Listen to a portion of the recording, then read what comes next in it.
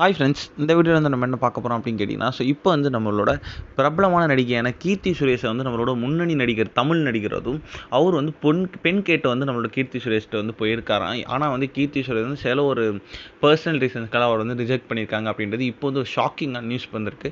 So அதை பற்றி அந்த வீடியோ நம்ம டீட்டெயிலாக பேச போகிறோம். ஸோ நடிகை கீர்த்தி சுரேஷ் வந்து இப்போ வந்து தமிழ், தெலுங்கு என பல மொழிகள் வந்து இப்போ வந்து ஒரு பெரிய ஹீரோயினாக வந்து வலம் வந்துட்டுருக்காங்க. இப்போ வந்து அவங்களோட கைவசத்தில் பேபி ஜான் படத்தின் மூலமாக வந்து ஹிந்திலையும் வந்து ஃபர்ஸ்ட் டைம் வந்து அவங்க டெபியூட் பண்ணுறாங்க. ஸோ பாலிவுட்டில் நுழைந்த அவரோட படங்கள் கவர்ச்சியெல்லாம் வந்து நிறையவே காட்ட தொடங்கியிருக்காங்க அப்படின்னு சொல்லி ரசிகர்களுக்கு ரொம்ப ரொம்ப ஒரு அதிர்ச்சியான விஷயமாகவே இருக்குது. கீர்த்தி சுரேஷ்க்கு இன்னும் கொஞ்ச நாட்கள் வந்து அவரை வந்து ரொம்ப வருடமாக லவ் பண்ணி ஒரு சொந்தக்கார பையனை வந்து கல்யாணம் பண்ணிக்க போகிறாங்க அப்படின்றது அவரே வந்து அஃபிஷியலாக வந்து சொல்லியிருந்தாங்க. அது மட்டும் இல்லாமல் கோவாவில் வந்து அவங்களோட திருமணம் நடக்க போகுது அப்படின்ட்டு வந்து அந்த ஒரு அப்டேட்டும் அவங்களே கொடுத்துருந்தாங்க. இப்போ வந்து இந்தமாரி நல்லா போயிட்டுருக்காங்க நம்மளோட கீர்த்தி சுரேஷ் வாழ்க்கையில் வந்து தமிழ் சினிமாவில் ஒரு முன்னணி ஹீரோவான விஷாலோட குடும்பத்தினர் வந்து சில வருடங்களுக்கு முன்னாடி வந்து கீர்த்தி சுரேஷை வந்து பெண் கேட்டிருக்காங்க அப்படின்றது இப்போ வந்து அஃபிஷியலாக நியூஸ் வந்திருக்குங்க.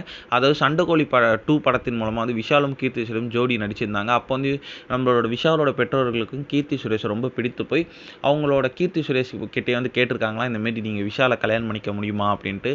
ஆனால் வந்து நம்மளோட கீர்த்தி சுரேஷ் வந்து அப்பயே வந்து அவங்களோட லவ்வரை லவ் பண்ணிட்டு இருந்ததுனால வந்து என்னால் முடியாது அப்படின்ற மாதிரி வந்து விஷால் வந்து ரிஜெக்ட் பண்ணியிருக்காங்களாம்.